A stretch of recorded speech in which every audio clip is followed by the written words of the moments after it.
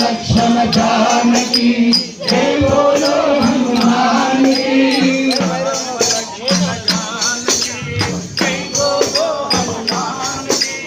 राम लक्ष्मण सरदी करुणा